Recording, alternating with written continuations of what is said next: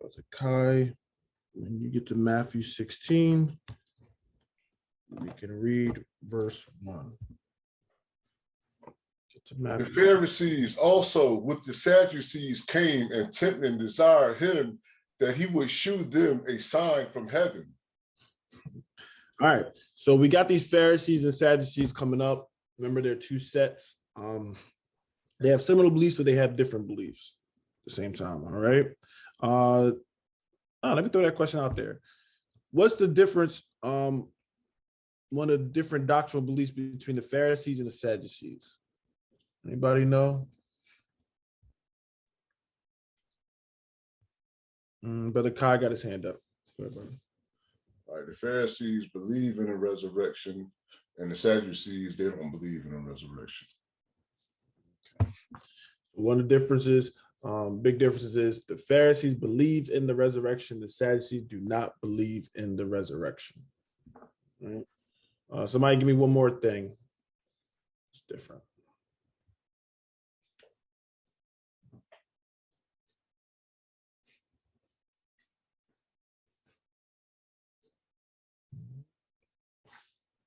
Brother Sean. I believe, right? I'm not wrong. The Pharisees believe in the Messiah. They just didn't believe he came. They didn't believe it was Christ. They didn't believe he's the Son of God. I think the Sadducees, they just believe in the one God, right? But they don't believe in the Godhead, right? So I'm gonna make sure I put it in context. You're all right. Some of the Pharisees didn't believe and that Christ was the actual Messiah, but they did believe that the Messiah is going to come and everything. So yes, you are correct with that. The Sadducees, that's a good point. I'm not sure. I have to look that up about their preference on that. But they don't. But the thing is, they don't go with is I don't think they believe in the spirits, like dealing with spirits and everything. So resurrection is like a big thing, and dealing with like the angels and spirits, I don't believe they deal with that kind of stuff, which will kind of go with what you're saying as well. All right. So there's subtle differences, but they will come together for their common enemy sometimes, which will be Christ. All right. So you will see them a lot, Pharisees and Sadducees, questioning Christ with certain things. All right. But they do not believe in totality have the same doctrine amongst each other. All right. So there are some subtle differences. All right. So they tempting him, and I want people to realize that they're not asking Christ anything for real edification or for truth. It says they what? In tempting desired him that he will show them a sign from heaven. A lot of times you'll see that with them. They try to catch Christ up in a lie or, with his word or with his beliefs. They're doing it for the wrong reason. And we should not be like that. If we don't know something, when we ask a question or anything, it should be in sincerity. Okay, it shouldn't be trying to tempt somebody, try to catch them up, saying, "See, you don't know your body." That's not what it's supposed to be for.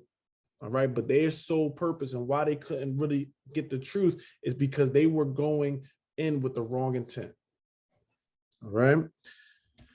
So they're asking, "Show them a sign from heaven." Listen, Christ, show us a sign from heaven. How did Christ respond? Verse 2.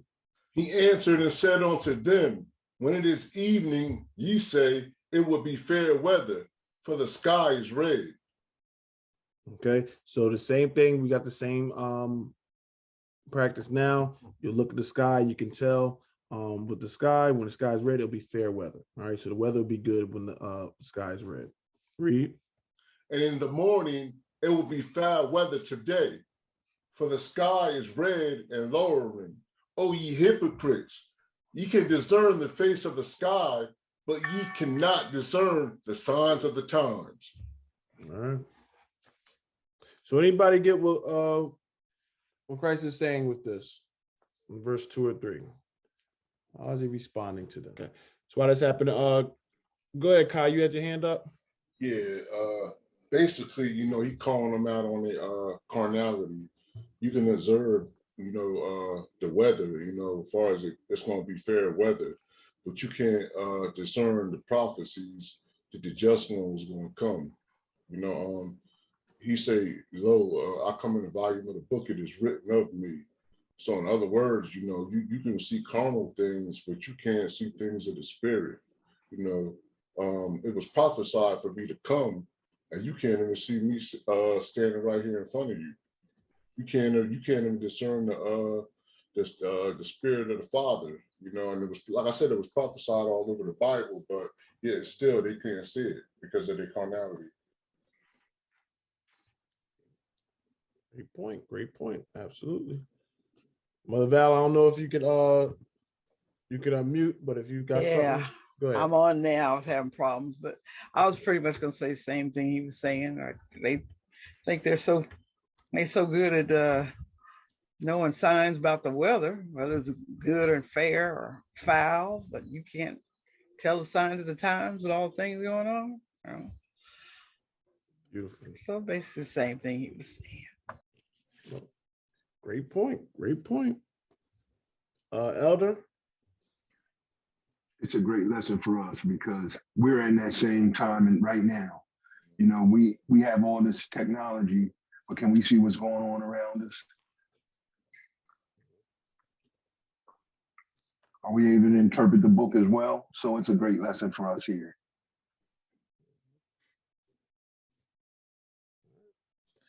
So everybody said definitely on point, correct. All right. So they're asking, we want a sign, right? Give us a sign. You know, we'll believe you if you give us a sign. Right? Everybody, I got a lesson on that too. Because everybody wants a sign. Well, if the Sabbath is really right, you know,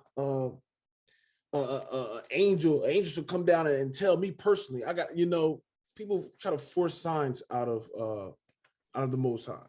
All right.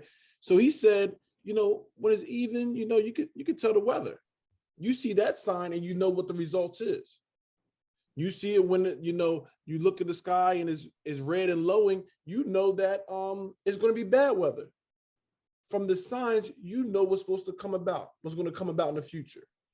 And Kai answered it. You have the book. He's telling that because you should know the signs.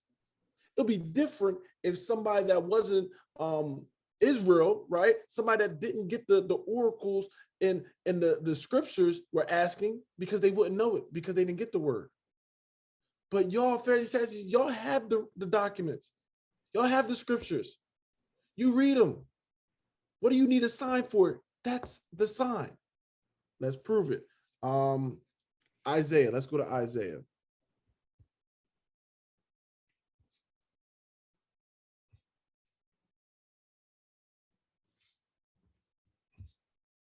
Because they didn't get no sign at all. No matter what it is, people always want more. God gave you 2 signs. You're like, I need one more sign. Give me 3 signs and I'll be good. He give you 3. I just need one more sign. I need 4 signs. Always need a sign. All that is showing is your disbelief in him. You don't believe that this word of God is from him. You don't believe it's the word of God. If you believed it, you wouldn't even ask for all these signs. Right? So I'm sorry, not Isaiah 34. Isaiah 34, not 35. I'm sorry. Isaiah 34. And Brother Kai, I want you to go to verse 16. Seek ye out of the book of the Lord and read. No one of these shall fail. None shall want her mate. For my mouth it hath commanded, and his spirit it hath gathered them. All right. He says, seek ye out of the book of the Lord. So it's a book, right? We got a book. And he didn't say freestyle. He didn't say just, let it collect dust. He said, read it. I gave you this book to read. And he said, why? No one of these shall fail, and none shall want her mate.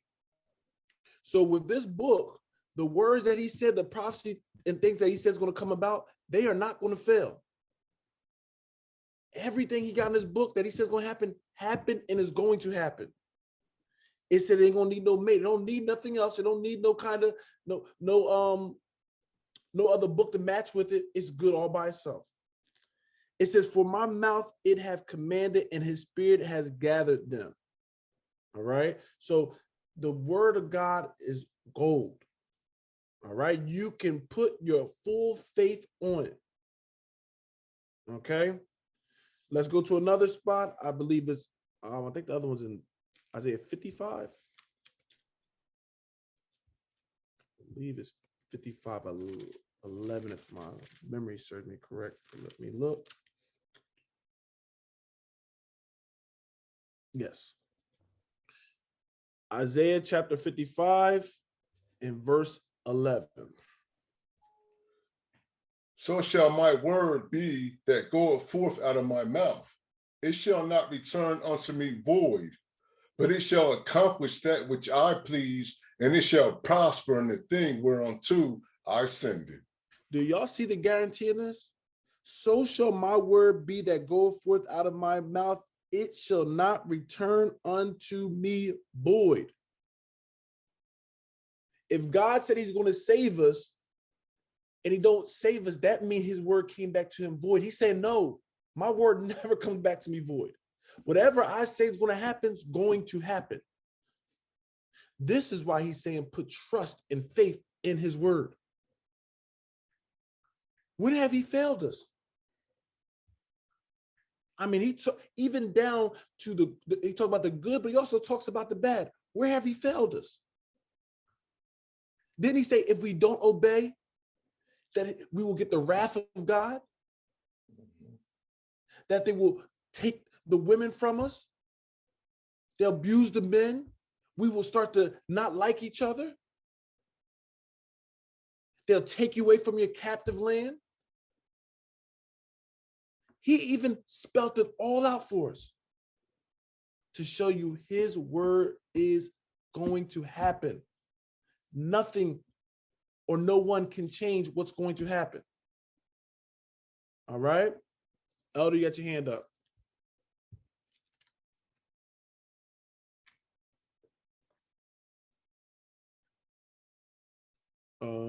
You had anything, Elder? You're on mute. I wanted to go back to None Should Want Her Mate. You mean I don't have to buy Rick Warren's book, The Purpose-Driven Life, to add to the Bible? Or a Creflo Dollar book on how to succeed in this world in order to make it up? I said it was rhetorical. It's rhetorical. I'm just, because when it says none should want her mate, I know people when I was in mainstream would buy books to help them understand, well, help them to pair up to the Bible to say, okay, this person told me how to do this. So none should want her mate. I don't have to, what I'm asking, and like I said, it's rhetorical. I don't have to get Marshall's book on how to walk in the mantle or any of this stuff. I don't need to do that. Mm-hmm. Yeah. You don't need a million books. And when we're talking about books, we're not saying now there are certain things like with history and everything that complements the book as it give you more illustration of things in the book. But we don't fight the book with it. Well, I got this book that says this and the Bible says this. It ain't gonna be no stuff like that. And if it does seem like a contradiction, you better go with what the Bible's saying. It trumps any other book. All right. But it's not saying that you can't read certain history things because it's part of history. This is our history, right? So there's certain books you can get knowledge from, but at the same time, yes, you don't need some pastor coming up with a book that's going to give you like some other path or some other way. It's still, for it to be truth, it's going to derive from here. All right. This is the source of truth. All right. Kai, you had something? No, I had put on mute for a minute. I'm good. All right. Matthew's a great point, Elder. Matthew chapter 16. Going back to Matthew 16. So people, this is why when we go with the word, we give answers. We try to give it right through the book because it's as God is saying it. All right. Don't matter what people's opinions, thoughts, concern, that don't matter. Even with me, it doesn't matter. Well, I think it don't matter. What does the word of God say? Sorry. All right. All right. So he said, but can ye not discern the signs of the times? You looking at it, you reading the sky, and you can see what's happening. You can't now have that same, apply that same mentality to the scriptures and see the signs of the times. All right. You don't see what's going on. Verse 4. A wicked and adulterous generation seeketh after a sign, and there shall no sign be given unto it, but the sign of the prophet Jonas. And he left them and departed. What kind of generation seeketh after a sign? A wicked and adulterous. Right. So that's nothing that no one should be desiring to be. All right. But he's saying a wicked and adulterous generation. All right. Some of these things, you talk about generational curses. This is some of the generational curses that's passed down. We shouldn't have this unbelief being passed down. That wickedness and that adulterous just keep passing down. We got to stop that generational curse. All right. It says, seeketh after a sign. All right. And there shall no sign be given unto it, but the sign of the prophet Jonas. What is this talking about? Because we have read what this is dealing with. What does it mean? There should no sign be given unto it, but the sign of the prophet Jonas. Brother Kai. Jonas was in the belly of the whale for 3 days and 3 nights. So the Mashiach, the Messiah, also was saying he was going to be in the heart of the earth for 3 days and 3 nights. Good point. Absolutely. Let's go back to chapter 12 because we ran over. Remember, I told you some of these things, they'll reiterate the point. So this one just said the Jonas part, but we'll link it up. Let's go right and see if it goes right with what Brother Kai brought out. So this is Matthew's 12 and 38. Then certain of the scribes and of the Pharisees answered, saying, Master, we will see a sign from thee. Same thing, right? Saying we'll see a sign from thee. Read.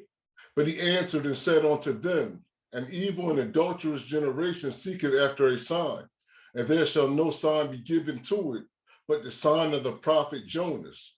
So he said the same response, right? No sign given to, but the sign of Jonas, or this would be Jonah. But he gives a little more emphasis in this chapter. Read the next verse.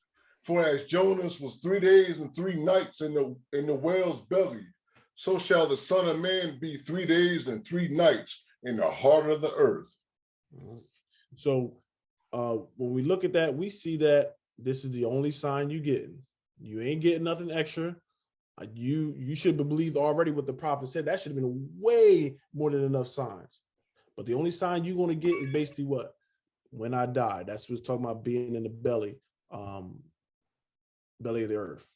All right. So when he died, he was going to be in there 3 days and 3 nights. All right. So people that used to, I know the world doing, didn't they do that Black Friday and stuff? Was that? No. Good Friday. That's there's later on. Good Friday. Yeah, Good Friday. All right. So with Good Friday, you'll see him say, he died Friday, Good Friday, and he rose up, Easter Sunday. You won't get 3 days and 3 nights out of it. This is why they mess up the sign. It's going to have to go against the scriptures. You will not get 3 days and 3 nights with that. All right. But he said that's a sign. They say he gives you a sign, and then you still don't get the sign. It's like he made the stop sign and you still go past it. All right. But this was one of the signs, so they will know that this is the one that was written in the book that we should be looking for. Okay. All right. Anybody had anything? And that's Daniel 9:27, I believe, right? That he shall be cut off during the midst of the week. I don't know if we want to bring that out about the middle of the weeks, just in case someone doesn't know it's, the middle of the week. Daniel, isn't it Daniel 9:20? It's for those that have gone to Sunday church. That I always, until I understood, I thought it was Good Friday, Saturday, Sunday, and then I saw, as I got into this more, I see it has nothing to do with Friday, Good Friday. Mm-hmm. Yeah, you should be cut off in the midst of the week. So yeah, that's Daniel 9. They like 26 and 27. Did you wanted to read or something? Or you just wanted to I'll put it in the chat. I'll put it in the chat. Okay. Yeah, because it might start more questions with it. But yes, that is one of the prophecies dealing with the Messiah. All right. What verse we at, Brother Kai? Verse 5. All right, let's read. And when his disciples were come to the other side, they had forgotten to take bread. Uh-oh. You can't be forgetting the food now. All right. So remember, the disciples, they're traveling, you know, they're moving, going here, teaching here, going here, right? So someone will have responsibility. Some people will be, you know, make sure we got the food, you bring it with us while we're traveling. So apparently the disciples forgot to take bread. All right. Verse 6. Then Jesus said unto them, take heed and beware of the leaven of the Pharisees and of the Sadducees. All right. So now we got Jesus saying something. Take heed and beware of the leaven of the Pharisees and of the Sadducees. What is leaven dealing with?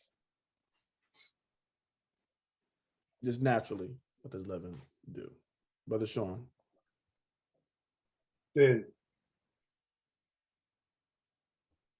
Sin. Oh, no. Naturally. But yeah. Bread. Bread. Yeah. It's dealing with the what? The rising of it. Brother Elijah, got your hand up too. Go ahead, Elijah. Go ahead. Maybe it was an accent. Go ahead, Elder. Yeah, it deals with, it causes it to rise. It causes whenever you put it in there, it causes baked goods to rise. It's a rising agent. There we go. Mother Val, you had something to add to it? Yeast. Yep. Yeast. Usually it's the yeast that that's that agent that helps it rise. So where a lot of cakes and everything, people that are dealing with the bakery and everything, they usually have some yeast in it and it will help it rise. Do you need a lot of yeast for a cake to rise? Get this one of the women. Y'all guys don't know about baking. Women, does it take a lot of yeast for a cake to rise? No, it does not. No, it does not. All right. So this is I'm using this because it's a good analogy why Christ is using this. You don't need a lot of it. All right. It just takes a little bit and it can rise a whole cake. All right. Elder, go ahead. Now we are in a place where it doesn't take a lot, but we are aware that, well, some of us are aware that if you live at a higher altitude, you do have to add more. It depends on where you live because the altitude changes. You'll notice it on some of the cans, it'll say for certain areas, if you're into baking. But if you're in an area that's higher up, Denver or somewhere like that, you'd have to add more. So I just wanted to add that. Depending where you're at. Yeah, but regardless, it ain't like you adding a cup or two of yeast to a cake. You don't need it, only still a little bit. Was the only thing I'm bringing. But that's a great point though. Depending on different spots, you might need a little more, a little less. All right. So we see that leaven is dealing with is rising. So this is what makes it rise. So when you go with the Feast of Unleavened Bread, we're going with it, taking the leaven out, so it didn't have the bread to rise. All right. Now Sean answered the spiritual aspect behind it, right? Because when we going through these scriptures, remember he'll use natural analogies so we can understand a deeper meaning, a spiritual aspect. Okay. So remember, even talking about parables, you talked about parables and dark sayings a few weeks ago. The same thing, he will say certain things, and you're like, what the heck do leaven and bread got to do it? But he's bringing a spiritual aspect behind it. All right. So Sean already gave us what it could be dealing with. All right. So that's verse 7. Verse 7. And they reason among themselves, saying, is it because we have taken no bread? So the disciples like, man, he's saying something about leaven because we forgot to get the bread, right?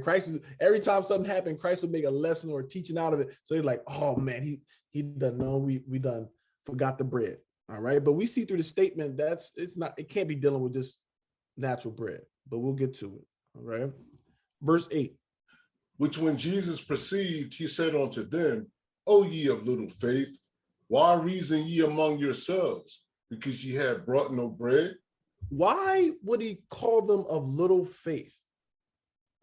Why would he call them of little faith? I want y'all to think about this. This is why we read in the order. So hopefully we have that same frame of mind. Why is he saying little faith? He said, you have little faith. Why reason ye among yourselves? Because ye brought no bread. All right, I'm going to hold you, Kai. I'm going to see if somebody else do it. But yes, I'm clean up. Anybody else can think about why he's calling them of little faith? Basically, why are you worrying about it? Because you didn't bring no bread. All right, Brother Kai, go ahead. Well, I just want to establish this. They do have faith, but it's just small at the time. He performed this miracle before, with the 5,000 or what have you. So if they saw him do it before, they should have known that they don't need bread. Like he can do miracles. Now, mind you, he been raising up dead and giving the blind their sight, doing all these miracles, these miraculous miracles, and they gonna ask him a question like that. They should know by now that he got the power to do it. That the Most High gave him that power. Mm-hmm. Yeah. Brother Elijah, get your hand up. Because just like it says, give us this day our daily bread in the Lord's Prayer. Oh, yeah. He knew that this wasn't going to be no big deal. They were going to starve to death or anything like that. We know that the Most High hears, definitely with Christ, right? He said he hears them always. So we know that going right to both their points that what? He can get more bread. We just did the miracle. You can go to the last chapter. We just read it. He just performed a miracle about all that bread. So they getting all, messed up and discombobulated, with this question about the leaven. Oh man, we've got the bread. He's good, and he's like, listen, I'm not talking about that. You don't see that? All right. So let's read verse 9. Let's see what he says. Do you not yet understand? Neither remember the 5 loaves or the 5,000, and how many baskets ye took up. So he's saying, don't you understand about what I just did with the loaves of bread and the baskets? Read. Neither the 7 loaves of the 4,000, and how many baskets ye took up. Mm-hmm.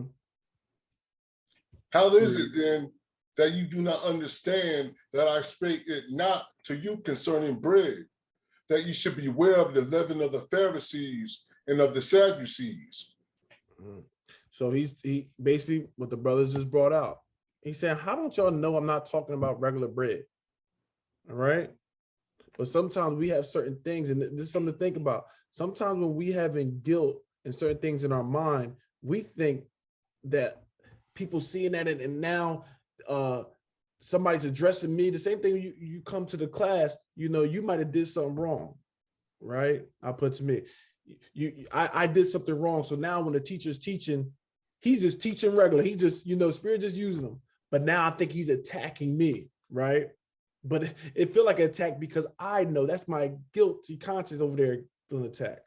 So these brothers was feeling like, oh man, he's getting on us because we've got the bread and everything. But it's like that ain't what I'm dealing with. I'm giving y'all something deeper than that. He's actually giving them spiritual bread if they can receive it. All right. So how is it that ye did not understand that I spake it not to you concerning bread, but beware of the leaven of the Pharisees and of the Sadducees? Brother Sean, what is the leaven dealing with? Because you brought it out earlier, just in case anybody forgot. What is leaven usually dealing with when it comes to the scriptures? Dealing with sin, but in the aspect it is sin, but he's talking about their teaching. He's telling them to beware of the teachings of the Pharisees, because they're teaching them not by the word of God, not the word of God, not the word of God. Mm-hmm. So beware of them, beware of their teachings. All right. Is at the end of it. Read the next verse, verse 12. Then understood they how that he bade them not to beware of the leaven of bread, but of the doctrine of the Pharisees and of the Sadducees. All right, so that's what we said. Brother Sean was talking about that doctrine. He's telling them beware of that. That doctrine is like leaven. You'll see a lot of times people, hearing. That's why I say you have to be mindful who you listen to. Because all it takes is a little bit of unrighteousness, what we call a little lie. What they call what they say, a little white lie. That what they say, a little white lie. White lie. You right? It's that little leaven that can just change a whole doctrine. A little lie can change this, can try to mess up all the truth. And that's when you look at the churches. Sometimes the doctrines that people get, it's a little lie that got in there and it changed a huge doctrine. Right? Now, the son of God, son don't mean son, right? You know, it's not the son of God. They one the same. That's from doctrine. That's from leaven getting in there. Well, you know, God died and he did it all. That's that leaven getting in there. He hates he don't hate you. He hates the sin. He don't hate the sinner. He don't hate the worker of iniquity. He hates the iniquity. That's that leaven getting in there. And as we talk about, it crept in otherwares. It gets in there. And when you get leaven, you mix it, you put it in there. You don't see it on top of it. That leaven's inside of the teaching. And then you'll just know it's a problem when it start to expand, when it start to grow. And you'll see the teaching start going far and far away from the truth, from that leaven. Elder, you had something? Yeah, Brother Elijah hit a great point, because I believe that there is some spiritual connotation to this bread as well, because remember, he rained down bread in Exodus. And Brother Elijah, I thank you, because it sparked Exodus in me when he rained down the bread. And then Jesus tells them, Moses didn't give you that bread. He's the bread from heaven. So there's a spirit. I think there's a spiritual dynamic going on here as well, because they got bread there, but they didn't have the true bread. And now we have that true bread. So they shouldn't have been concerned about any bread at all. Yeah, and like I said, to be fair with the brothers, Christ was just gonna be doing miracles all the time, you know. Even though he could make the bread, he wasn't just making bread every day for free, you know. They still was going through the custom. So, but yes, absolutely. Certain things they was worrying about, they shouldn't have been worried about. Definitely when we're dealing with it. But yes, twofold. God will provide us our daily bread, you know, even our natural bread, but he also provide us daily our spiritual bread, what we need, right? Because sometimes, some days I might need encouragement. Some days I might need some humbling, right? He can give me that, what I need daily. Same thing for everybody here, okay? So daily, he can give us what we need to live, all right? We should be living for him, so he can give us exactly what we need to live and walk this walk. All right. So great point, brothers. Where we at, Brother Kai? Verse 13. All right. When Jesus came into the coast of Caesarea Philippi, he asked his disciples, saying, "Whom do men say that I, the Son of Man, am?" All right. So he's going now. He's on the coast, Philippi, and he's asking who? Who is he asking? His disciples. All right. The disciples, right? He's saying, what's the rumor going around about me? Who are people saying that I am? Right? Christ, you know, when you're doing things and stuff start happening, you know there's always gossip and talk. Yep. So he's like, I know y'all heard some stuff. Who do men say that I am? All right, verse 14. And they said, some say that thou art John the Baptist, some Elias, and others Jeremiah, or one of the prophets. So these were the rumors that was going about. It wasn't just exclusively to these three. You will see in other passages, it will say one of the prophets of old. All right. So they had different things, you know, they call them, this might be Elijah, this might be Isaiah, this, you know, they had all these different things of who he could be. All right. One of the ones that kind of, I don't want to say it kind of make no sense, but when they said John the Baptist, right? Because they was both during that same time, but they believed that, I think we read that, didn't we? Let me look.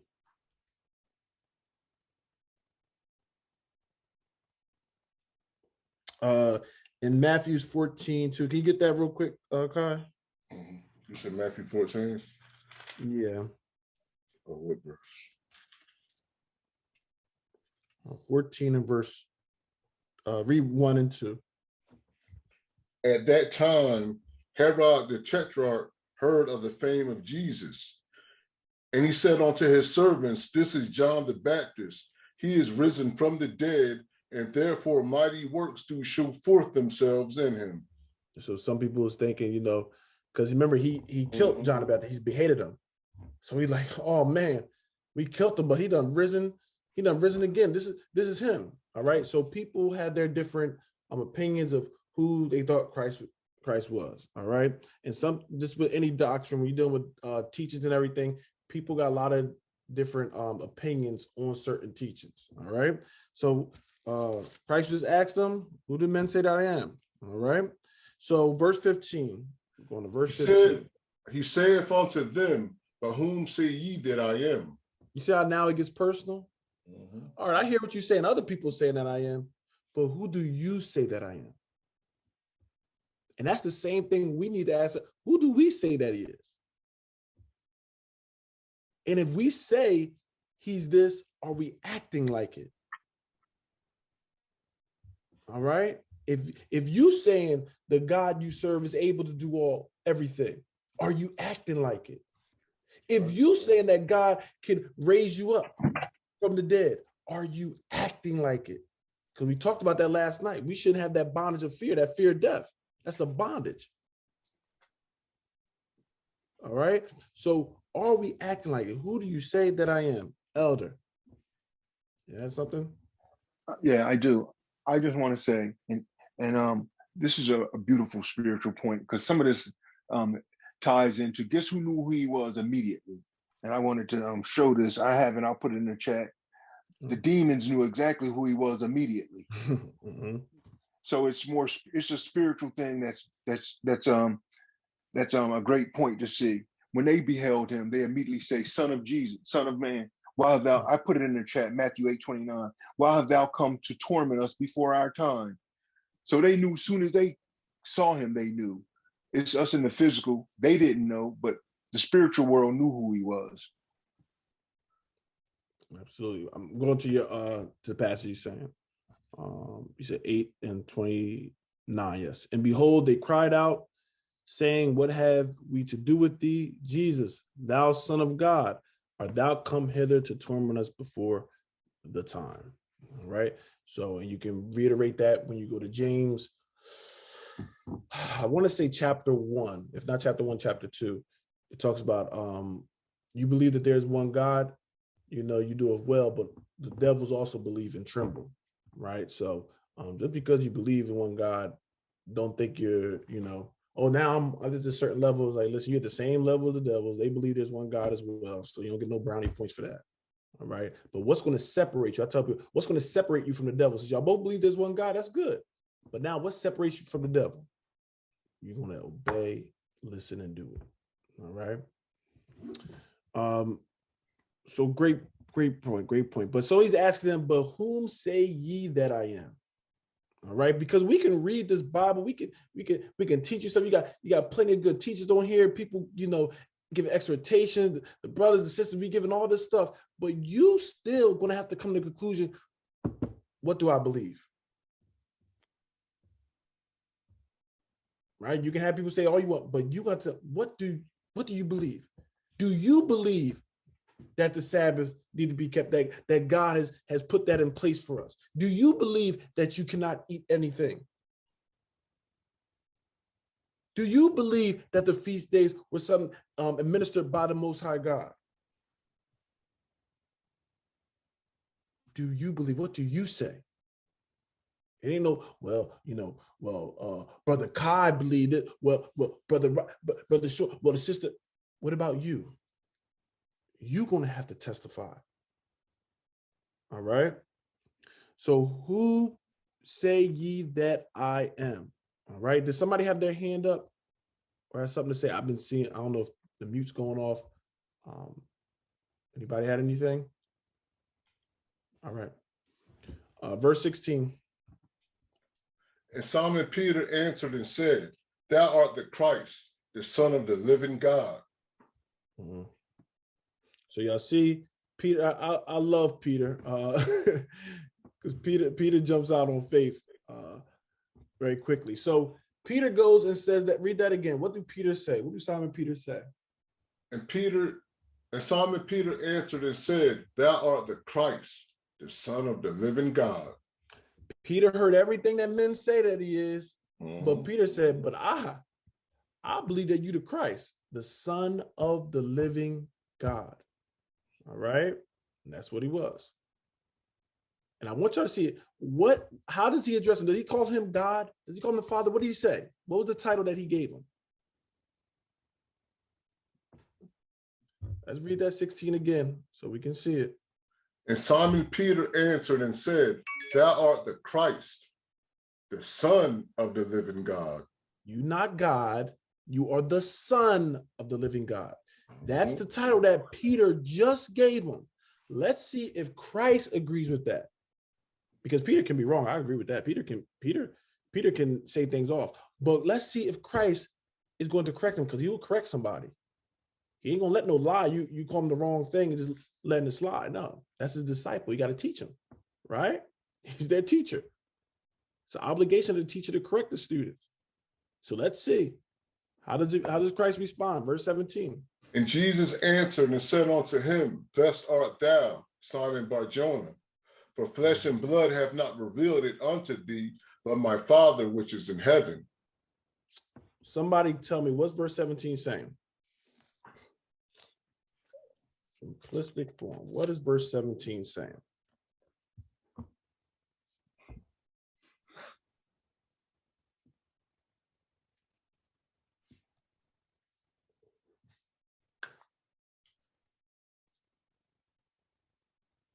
So Christ saying, Brother Kai?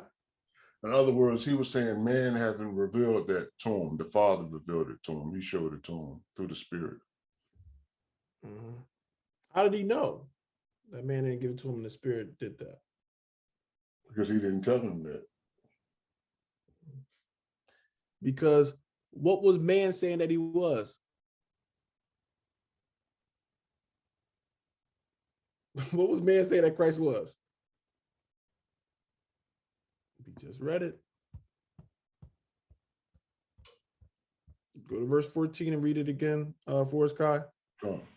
Oh, okay. And they said, some say that thou art John the Baptist, some Elias, and others Jeremiah, or one of the prophets. Oh, okay, a prophet. Right? They just have it as, this is what men say you are. So you didn't get it from them. Right. Right? Brother Elijah, you had your hand up. No, I was just gonna say what Brother Kai was gonna say. Okay. All right, you confirm with Brother Kai. All right, good Kai is right this time. All right. So so men were saying that he could be John the Baptist, he could be Elias, or that would be Elijah, right? Jeremiah, or any of the other prophets, right? So they had all these things. He's one of these prophets and everything. But Peter said, you the Son of the living God. You that one that was prophesied. You that one that was talked about. That one that we was talking about in that lesson a few weeks ago. All right. You was there when you was creating earth. You're that guy. All right. So you're the Son of the living God. Say in verse 17, blessed are thou. Why? Because you have got something revealed to you that every man is not going to understand or get. I want to realize that. That's the blessing. Because there's certain knowledge that people are not going to be able to receive it. And I tell you this over and over again. Sometimes we can't get frustrated. Some people are not going to be able to receive it. Because what do you have to receive certain things? You're going to need the what? The Spirit of God. This thing is spiritual. It says the laws are spiritual. You have to be in a certain realm to understand these things. This is what you talk about, leaves in Psalms. I think it's 110 verse 11 or 1 verse 10, one of them, right? Through thy precepts I get understanding, right? Because these things, it's coming with it, but you have to get that spirit. So he realized that wasn't you that gave you that understanding. That was my Father that gave that to you. Because nobody's coming to me. Remember Christ was saying, nobody coming to me unless the what? The Father draws them. See how things are coming together? That's blessed. You got that answer? The Father must have gave that to you. Same thing with us. People are going to say everything. Even though he says it right here and it's written, thou art Christ, the Son of the living God. People are going to say, yeah, I see that, but he's the Father.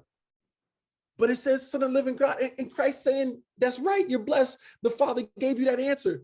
But y'all, we're going to have people saying, you know what? No, he's the Father. Though. Y'all see how simple things can be? But there's spirit. That's why it talks about that carnal minds at enmity with the spirit. That carnal mind is not going to accept that word. No, that's too simple. That's too plain. Christ said, if you love me, keep my commandments. No, that's too simple. I got to do all these other things. I got to make it complicated. The Father don't want us to be lost. He wants us all to get that reward. It says his riches. He ain't going to run out of stuff. He wants us all to get the benefit. He's not trying to make it hard. He ain't trying to trick us. So if he's not trying to trick us, he ain't trying to make it hard, then why are we so off? It has to be something with us. All right. So who do men say that I am? All right. Next, where we at? Verse 18. Okay, before we go there, I think I have something. Give me 1 John chapter 4.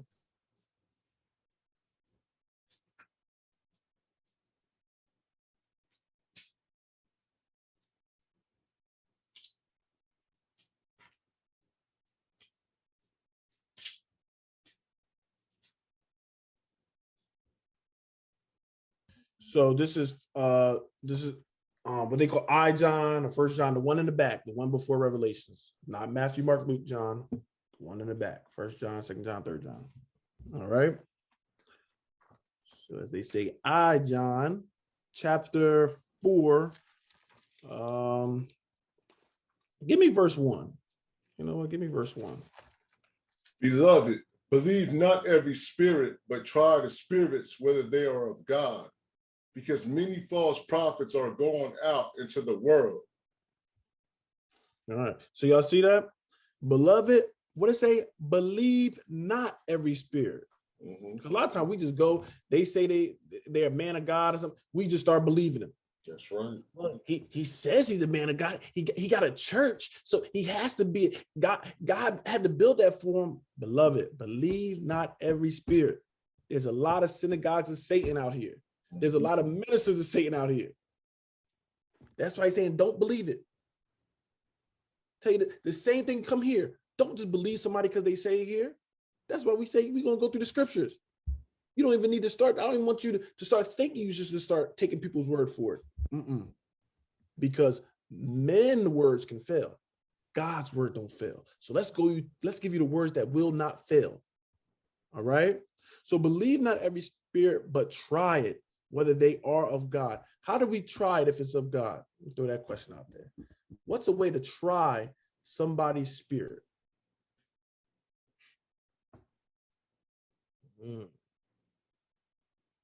How do we try? Because it's good to read it, but you have to understand what we're reading. What do it mean? Beloved, believe not every spirit. Okay, we don't believe every spirit. That's good. But try the spirit, whether they are of God. So there's a way that I'm going to know if it's of God. All right. And I'm going to hold you off. I'm going to see if one of the other people want to answer. Then I'll give it to you after that. All right. How do we know if that spirit's of God? He's saying to try it. So there's a way we should try it. This is important to know, beloved. Because if not, anybody that come in there, right? That slick head preacher, you know, trying to steal all your money. He just says, believe him. Yeah, God is telling me to go in your pockets, go in your bank and give me all your money. You like, well, he's the man of God, so I guess I got to do it. You just follow him blindly, right? I guess the spirit's good. Mother Val. I say you have to live it, do it, and study, first of all. So you got to do some studying, right? You got to go through the scriptures, and you got to live this thing. If you ain't living it, you are not going to be able to see it. You know, when you're doing this thing and you get those spiritual eyes, you can get that, you know, a sort of bit of a discernment. You can tell certain things. They have God, not God. But if you don't know nothing about the Bible, you ain't gonna be able to understand. All right, Brother Elijah, you had something? I think it's the way they act. How they act, how they carry themselves, right? And both you and Mother Val points is on point. That's why I talk about you'll know the tree by the fruits it bears. You'll know them by their works, right? If somebody over there, you got a man God and then he's disrespecting women, I don't care how much he think he know. Try that spirit. That ain't how the spirit of God should work. Right? So there's things you can know. You got to try it up, and you got to try it up against the word of God. All right? You got to try it against the word of God. The word of God say, what day is the seventh day? Sabbath. But you got this spirit that's saying, you know what? It's the first. The first is acceptable. You got the Bible saying there's a certain law what you can put in your body. Well, you got this man or woman going there saying, nah, it don't matter. Everything's good to be received. Just have faith in them. See how but you have to line it up with the word of God. You got to line up with what the Father has said. And that's how you know. Okay. Elder, you had something?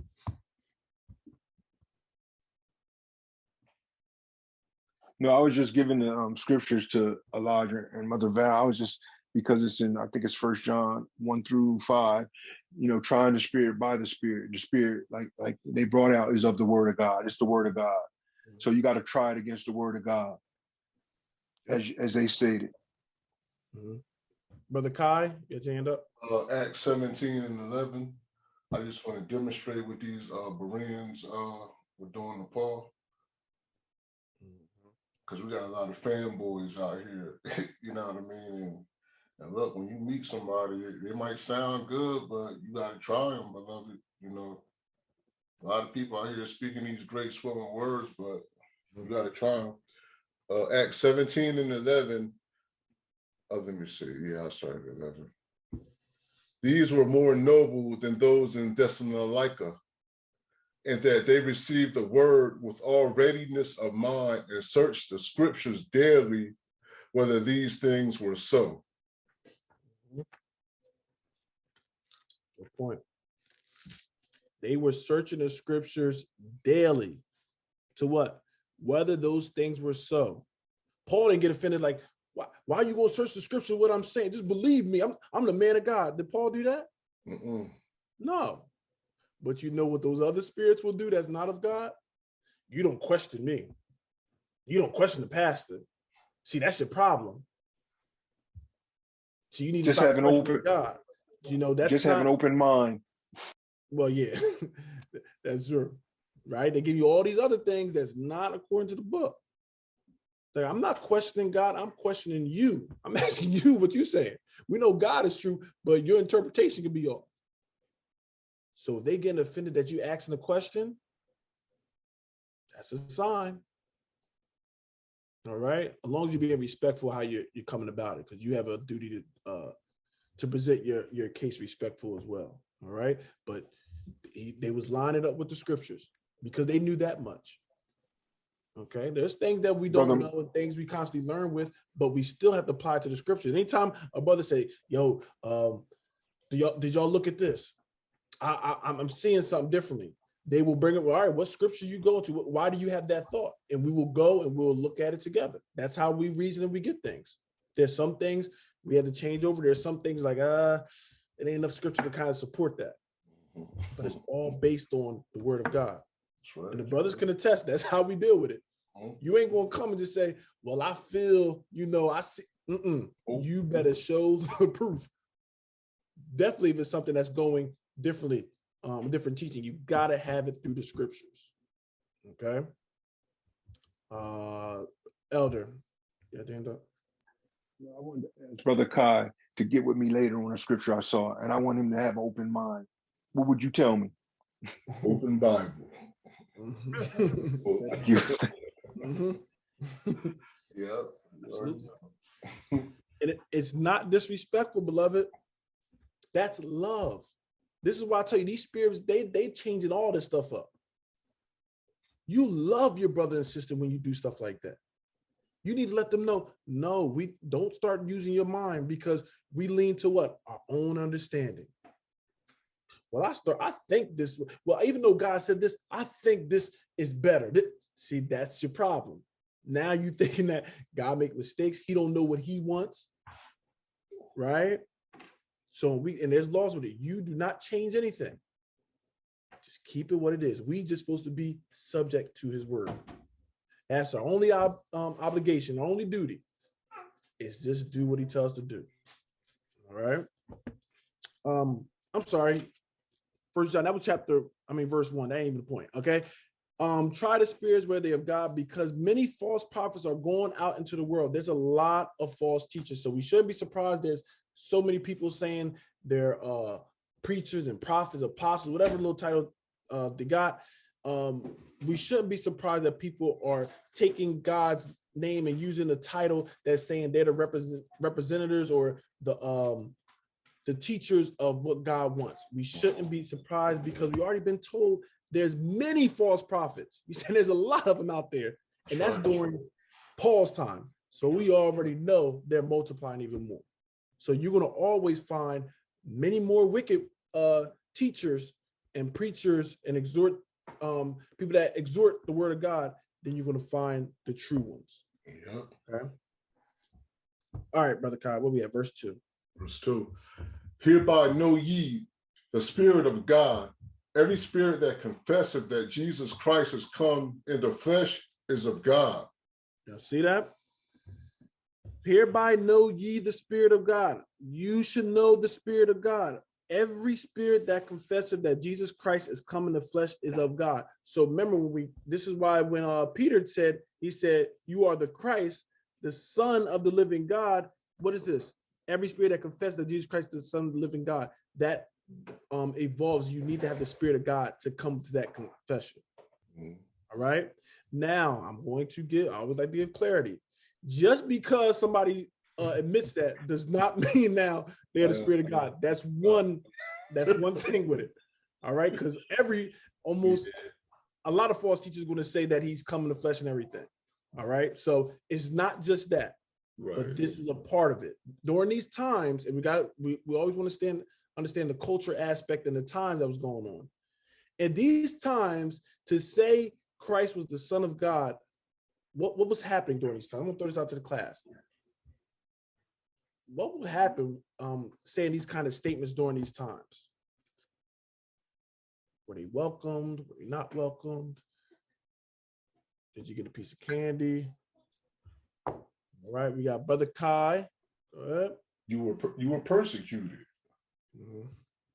You was persecuted. You was killed. In prison. Beaten. All type of tribulation. In the book of Acts, which I'm currently reading right now, they was delivering them up to the council. They was getting punished. Lashings. All type of tribulations they was going through for the name's sake. This is why, great point out. So this is why when they was confessing that Jesus was the Christ, the Son of the living God, it was no light thing like it is now. Everybody just throwing that on there. No matter what kind of lifestyle you live in, people testifying that. But in those times, they was considering that blasphemous.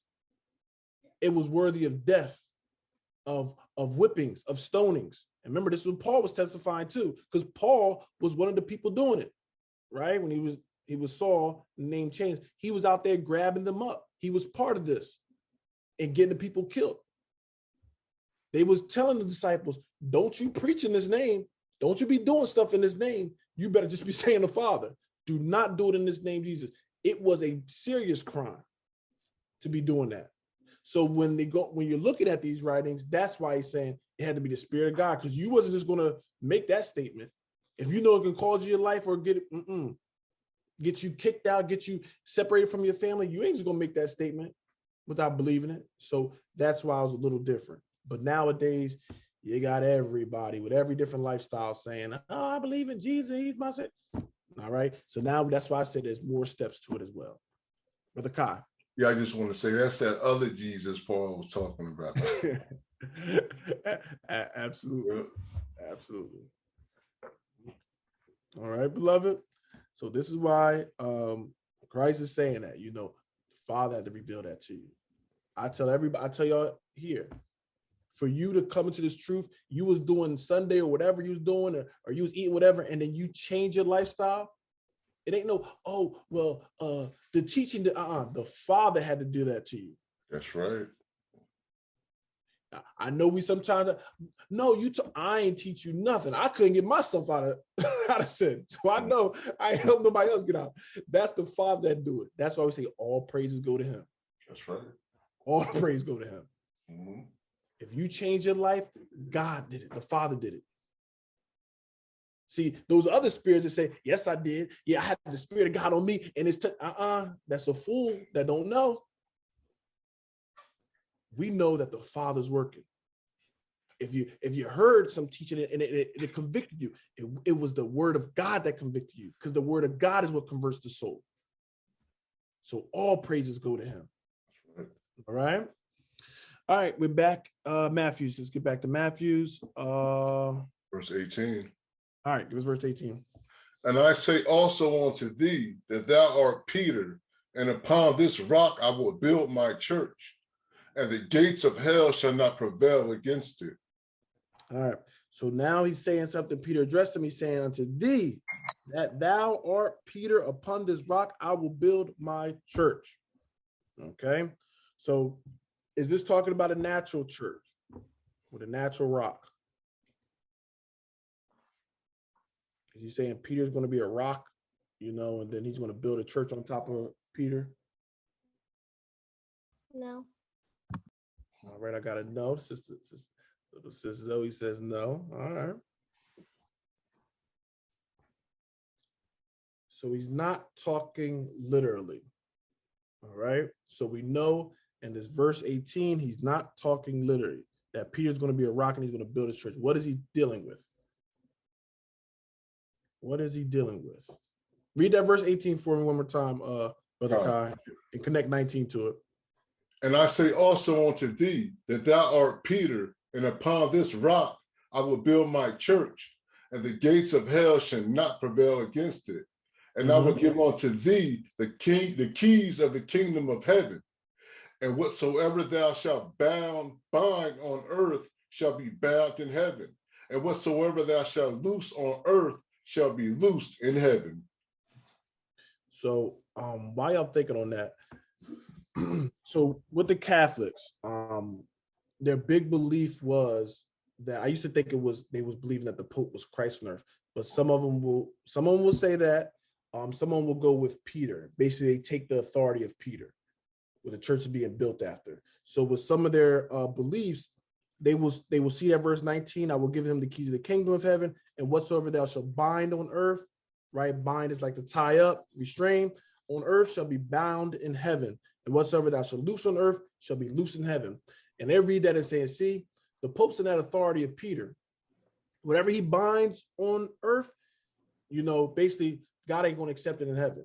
Whatever he loosed on earth, basically God's going to let it be in heaven. All right. This is the premise they go with. So when they go to when you get the Sabbath day, they won't deny one that really studies. You got some that's just mess around with it. They won't deny that the Bible and God teaches the 7th day is the Sabbath, and that it never gives no emphasis on changing it. They will admit that. And they'll do it to basically get on everybody else to get Sunday, because this is why they be called the mother religion. Because if you got Sunday, most likely you got it right from them. And that's what they stand on. Y'all can talk about us all you want.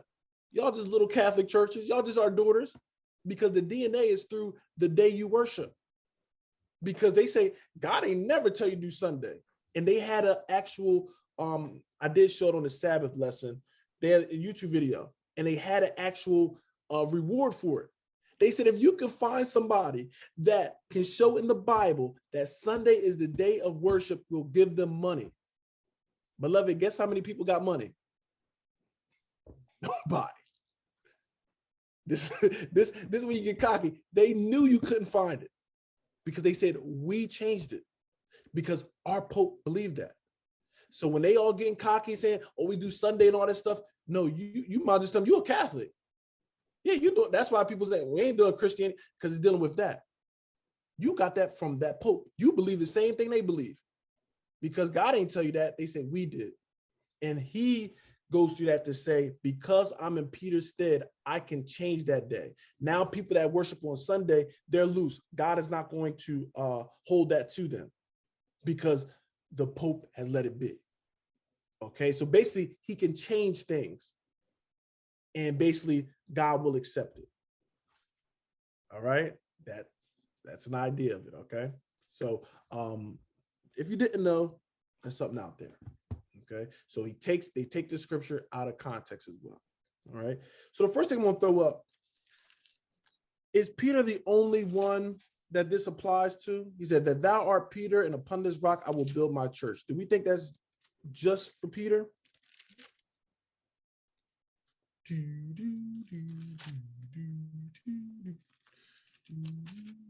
My wife is saying no. What are we thinking? Is this just Peter?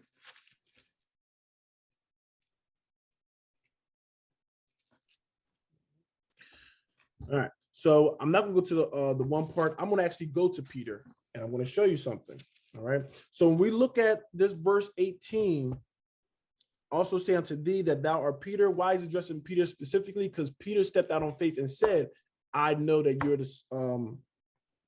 Son of the living God. So that's why he's addressing Peter specifically. All right, thou art Peter, and upon this rock I will build my church. All right, let's go to Peter, because I'm going to let Peter show you that he's not the only rock.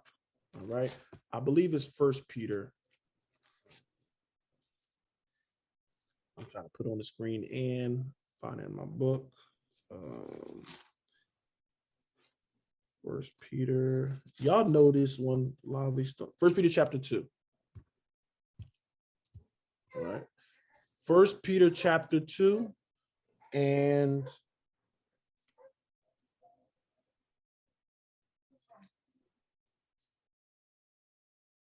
give me verse 5. Ye also, as lively stones, are built upon a spiritual house, and holy priesthood, to offer up spiritual sacrifices acceptable to God by Jesus Christ. Did y'all catch it? Mm-hmm. Somebody explain it. If you caught it, explain it. Verse 5. He Why said, is not also. all right. Ye also. Saying there's other people. And what are other people? They're what? Lively stones. Right? We know stones, they just, regular stones is dumb rocks. But lively stones, these stones are alive because it's dealing with us. Ye also, as lively stones, are what? Built up a spiritual house. There's no Church of Peter. Well, nowadays you got Church of Peter and all that stuff, but Peter didn't have his church. This is Peter's church. And no, you didn't see that. He's talking about spiritually. He's talking about the doctrine. Okay, but we'll show it. Ye also, as lively stones, are built up a spiritual house. Y'all built up this spiritual house as a holy priesthood. That's the house we building. All right.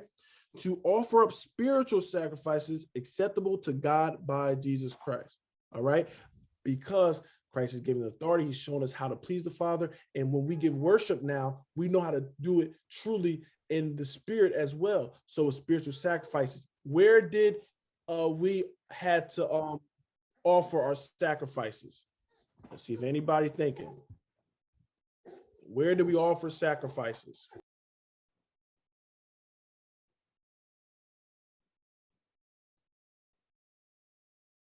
The tabernacle.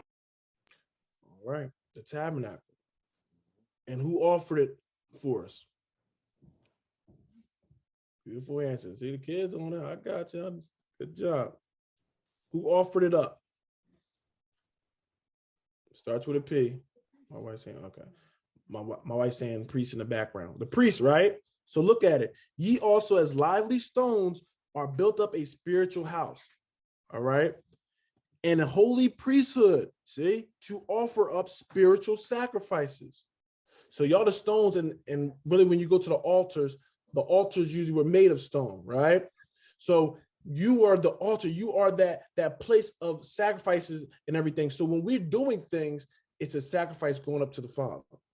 You don't have to go to that building. You don't have to go to that natural temple and the altar to offer up your sacrifices and things to the Most High.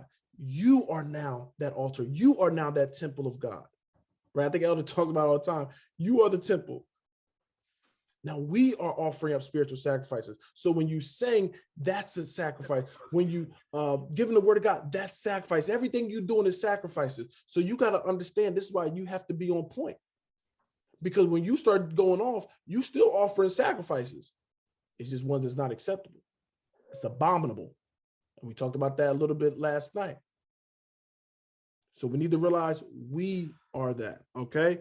But read verse 6, because he said, upon this rock I'll build my church. But read verse 6. Wherefore also it is contained in the scripture, behold, are they in Zion, a chief cornerstone, elect, precious, and he that believeth on him shall not be confounded. All right, so that's what he's saying. It's contained where in the scriptures? Behold, I lay in Zion a chief cornerstone. Who's the chief cornerstone?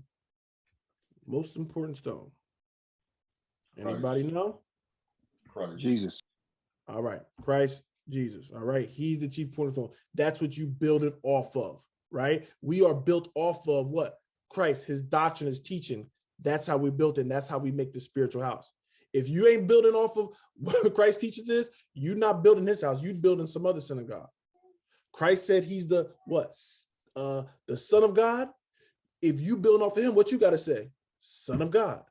You can't say he's this and you got to build off of what he said. If he said, if you love me, keep my commandments, we have to what? Keep his commandments if we love him. That's how easy it is. You got to be built off of him, because he got his doctrine from who?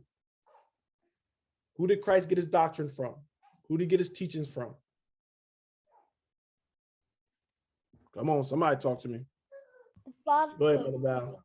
His Father. From his Father. You see, it ain't gonna contradict it.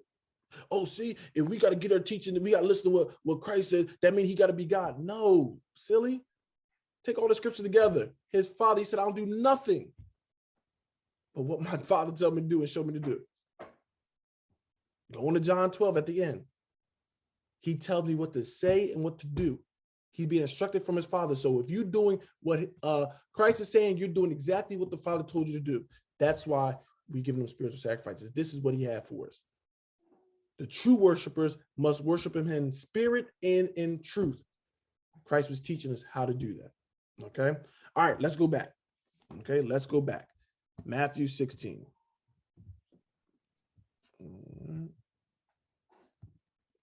Matthew chapter 16. Where do we leave off at, brother? Verse 19. All right. Let's keep reading. Let's go to verse 20. Okay. Then charged he his disciples that they should tell no man that he was Jesus the Christ. All right. So he telling people, I don't want y'all spreading this out there. All right. So he charged them to stay quiet with it. Read. From that time forth began Jesus to shew unto his disciples how that he must go unto Jerusalem and suffer many things of the elders and chief priests and scribes, and be killed and be raised again the third day. Who is Christ telling that he's going to be suffering things from? What people? His people, the Jews. His people. Exactly. We ain't talking about everybody worrying about everybody else. He's saying, no, I'm going to be getting dealt with this from my own. My own people are going to be the ones that's persecuting me and doing these things. All right. So he was telling his disciples this. He was already letting them know. this is going to happen. I'm going to suffer all these things. And it's also going to lead to my death. I'm going to get killed by them. But also, I'm going to be raised again, what? The third day. Just like when he talks about with Jonas, he still reiterates the teaching. These disciples, they should have known this was happening. They've been warned. People are like, why was they running? Why was they like that? Because even though you can be around it, if you're not in it, it don't avail nothing. You can hear this teaching, you can get this truth, but if you are not really put it in your spirit, it's going to be like nothing. It's like, why Christ give y'all all this teaching and y'all still scared and fearful and run around and act like y'all didn't know what was supposed to happen? Because they didn't believe it. They heard it, but they didn't truly believe it. Or they only believe as long as Christ was with them. Some of us only believe when the teacher's around.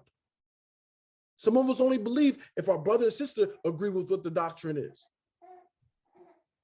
You have to believe. Everybody individually is going to have to believe. All right? Verse 22, brother. Then Peter took him and began to rebuke him, saying, Be it far from thee, Lord, this shall not be unto thee. All right.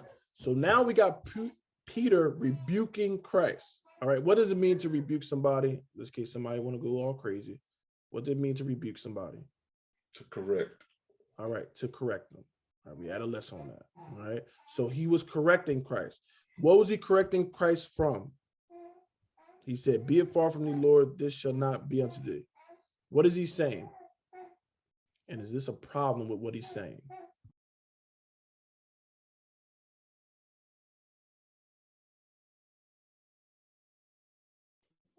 What is Peter talking about? He said, Be it far from thee, Lord, this shall not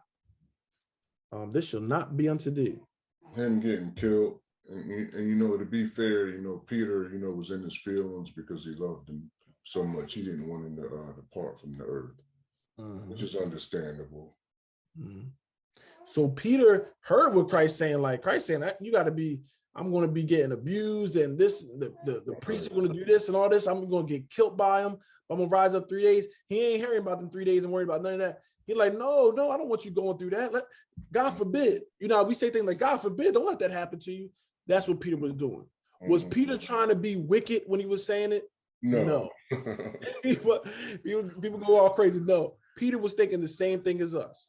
If one of your brothers and sisters saying, what, God instructed me that I'm going to get, beat up upside the head, and then people going to drag me out, and they're going to come. I'm like, oh, God forbid, don't say that. Right? So it was something that was carnal. We got to check our carnality, though. We got to check it, though.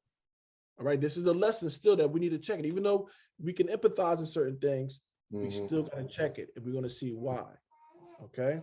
So he's coming as a, on a fleshly level. No, I don't want nothing to happen to you, Christ. And we know Peter loved him. He's like, no, I don't want that to happen to you. God forbid, man. All right? So let's see how Christ responds to that. Verse 23. But he turned and said unto Peter, Get thee behind me, Satan. Thou art an offense unto me, for thou savorest not the things that be of God, but those that be of men. Yeah, I used to read this like, what? Jesus got a little harsh on that, all right? Yeah. He said, Get behind me, Satan. He called him Satan. Why was he calling Peter Satan? Did Christ, lose his mind for a quick second and got him? He's like, oh my God, Peter, Satan. I didn't know it. Did Peter start looking like Satan? What's happening? Why he said, Get behind me, Satan? Did Peter transform into Satan? Somebody talk to me. Elder got his hand up. Answer this one. Go ahead, Elder. You had your hand up. I can wait till last if someone else had it. I can wait till last. He's speaking. Go ahead. Yeah, let somebody else go, and then I'll go last if they don't have all the points that I was going to bring out. So someone else can. Somebody else want to take a shot at it? Brother Sean.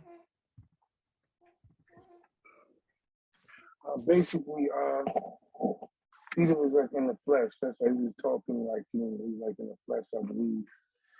That's what he said to him. I'm sorry, say that again. You said he was in the flesh. What happened? Hold on. I don't know. I think my thing was messing up. When Peter said, verse 22, he said, when Peter took him and began to rebuke him, saying, be it far from thee. So what he was talking, what he was saying, right there when he was talking to Christ. He's rebuking that.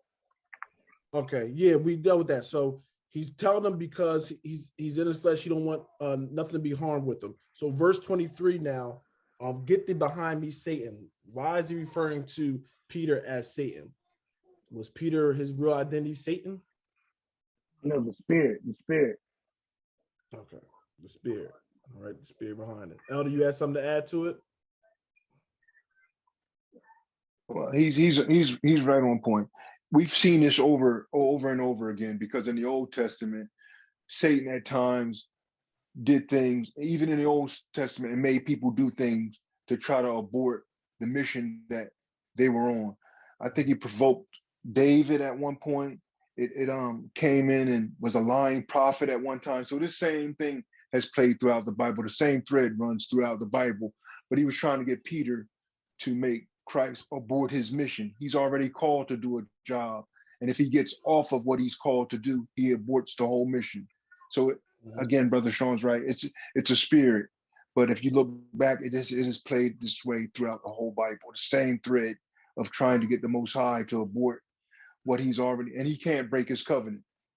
So it's basically what Brother Sean's saying, same thing. Great point. Yes, he's talking about that spirit, right? Why did he know it was the spirit of Satan? I'm gonna make sure y'all understand this. Sometimes I think Brother Kai, I might be just giving the answers out, make some people earn it. Why did he call him Satan? How did he know it was the spirit of Satan? Satan didn't want, he just said basically, I don't want you going through suffering and everything. Why is that the spirit of Satan? If you don't want your brother to go through some suffering, why is that a bad spirit?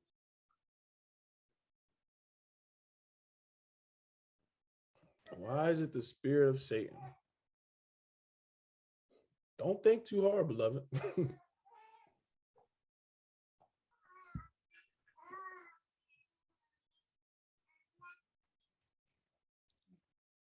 Elder was already touching. Christ had a mission to do. Remember, it was already prophesied he had to come and suffer and do all these things. He wasn't doing it for himself. He was doing it for who? Us. If he didn't come and suffer and go through all these things and die, we will still be in trouble, wouldn't we? Who will want us still to be in trouble? Satan.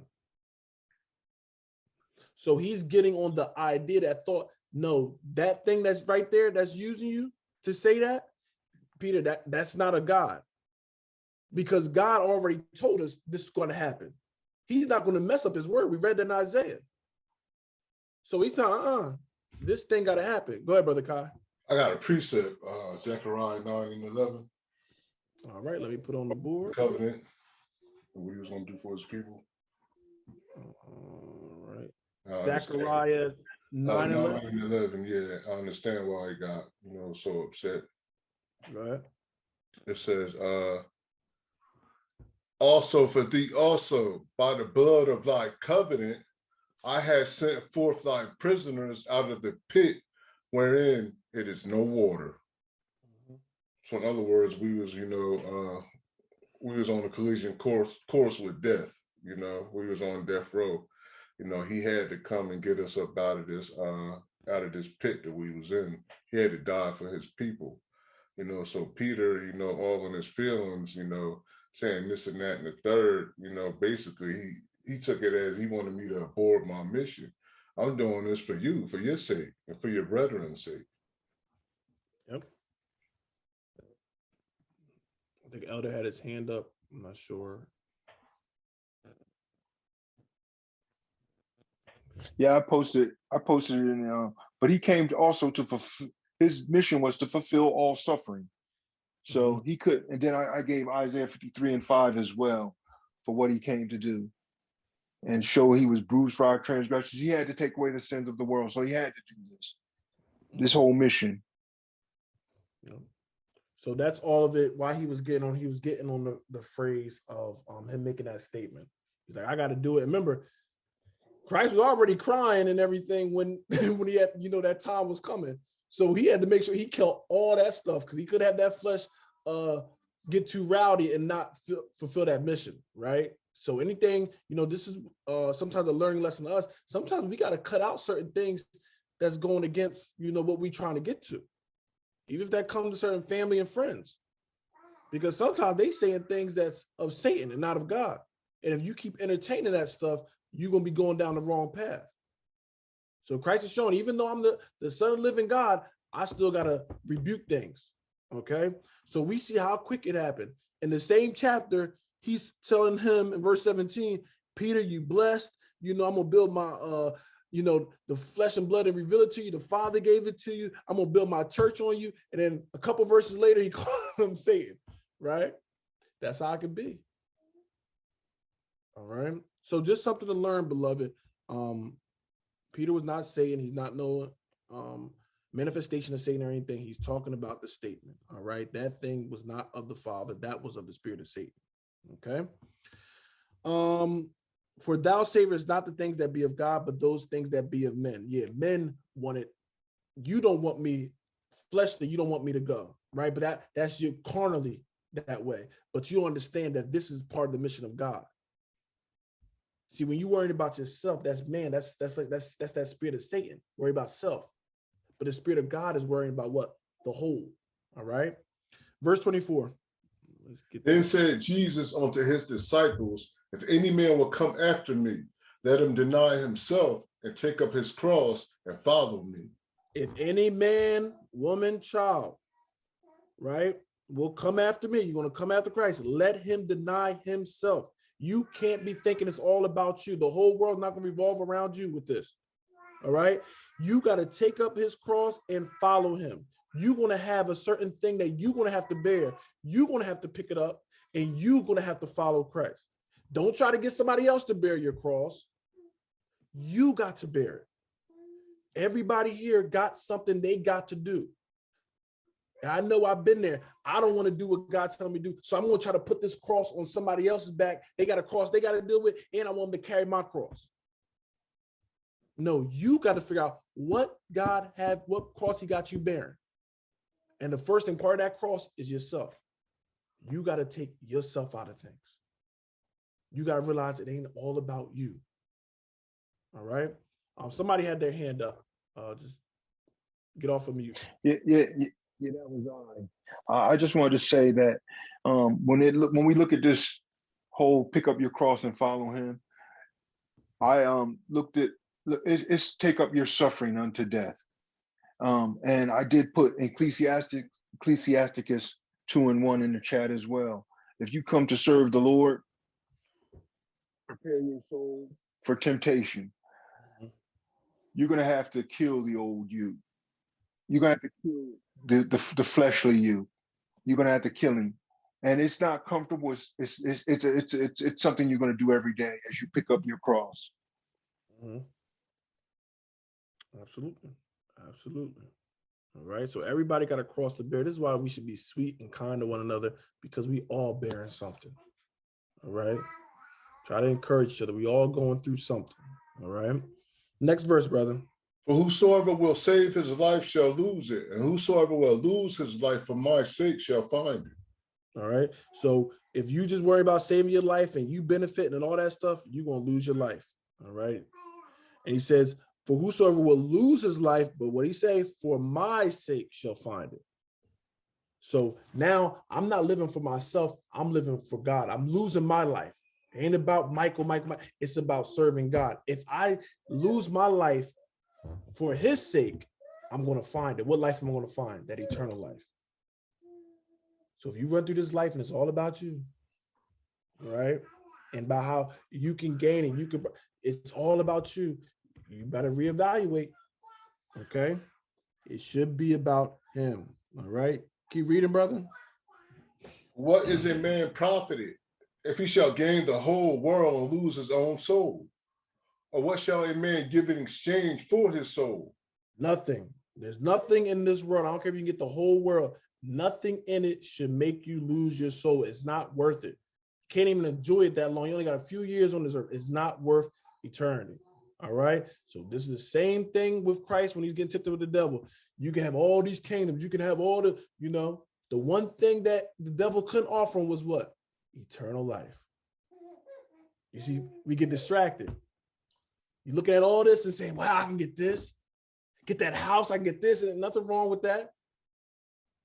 But at what's the price that you're willing to get for it or give for it? Do not give your soul up for it. Satan can offer you many things in this world. And these things he can give you. No, I'm not going to lie to you. He can give you some things in this world. But the one thing that he can't give you is that eternal life, which nothing weighs up to that. There's nothing in this world that weighs up to that eternal life. All right. So we shouldn't exchange nothing for our souls, beloved. All right. Don't be a sellout. Verse 27. For the Son of Man shall come in the glory of his Father with his angels. And then he shall reward every man according to his works. All right. So we know at the end, he's going to come back. He's going to come in his Father's glory. Right. We'll have a different being than what he was on the earth. And with his angels. All right. The angels are going to come with him. All right. And he's going to reward every man according to his works. There's several reference points. I think Sean might have brought a few of them out the other week in Revelations and other spots. He's going to reward us according to what? Our works. According to his works. So when people say, oh, it ain't about the works, it's just about grace. God and Christ coming back and he's saying what? I'm going to judge you. I'm going to give you a reward according to your works. If your works are evil, what reward are you going to get? An evil reward. Your works are good, you're going to get what? A good reward. That's how simple it is. Don't make it complicated. Okay? All right. Last verse 28. Verily I say unto you, there be some standing here which shall not taste of death till they see the Son of Man coming in his kingdom. We're going to deal with that next time we get on. But I will tell you right now, this is not saying that somebody during this time that was hearing this did not die. Everybody that heard this died. Okay? It's just the understanding and breakdown you got to get through. All right. But this is not saying that they never died. All right. So we know he didn't come back in his kingdom and everything. So this is not, it seems like, it might seem like it on the surface, but you understand it's not saying that they never die, because these people still have to be living and they're not living. Okay. All right. We're going to end it there. Unless somebody had something they wanted to add to it. Time. All right. All right. We will close out, do prayer and everything, but that is the end of Matthew's chapter 16. With that, say shalom.